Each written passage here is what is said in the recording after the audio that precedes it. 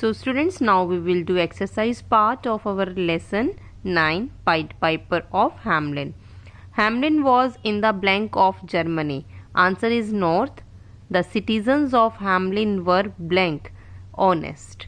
The Pied Piper wore a hat covered with blank and shells. जो pied Piper ने hat पहनी हुई थी वो किस चीज़ से कवर थी? feathers and shells. The Pied Piper promised to free Hamelin from rats at dawn. Part C. As you can see students, line is given, so you have to read this line carefully, and after that questions are given related to this line, so you have to answer the question. It just can't be done without help. ये help के बिना नहीं हो सकता. Who is the speaker? Speaker means ये line जो थी ये किसने कही थी? The mayor is the speaker. ये लाइन मेयर ने कही थी और वही कौन है? स्पीकर. इस लाइन को उन्होंने ही कहा था. What could not be done without help? Help के बिना क्या नहीं हो सकता? Getting rid of rats. Getting rid of rats मतलब हम चूहों से छुटकारा नहीं पा सकते. आप इस आंसर को कैसे लिखेंगे? Getting rid of rats could not be done without help. Why could it not be done without help? Because the rats had multiplied and swarmed the whole town. और पूरे टाउन में वो इधर उधर घूमते रहते थे.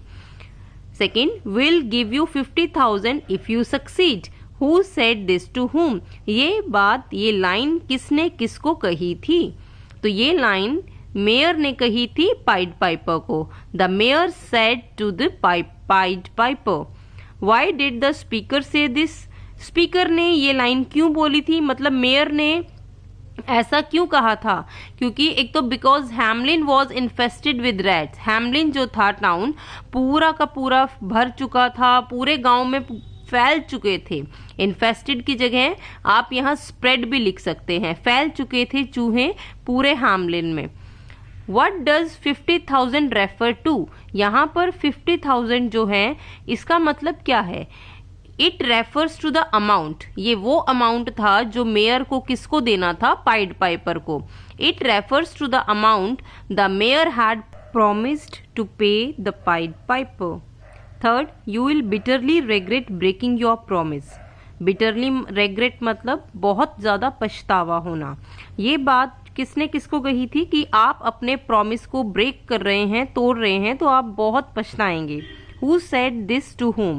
The Pied Piper said this to the mayor. Pied Piper ने ये मेयर को कहा था क्योंकि मेयर ने मना कर दिया था उसकी पेमेंट देने से. What was the promise? क्या था promise? The promise was to pay 50,000 guilders. ये ओल्ड यूनिट है मनी की. What was the tone of the speaker?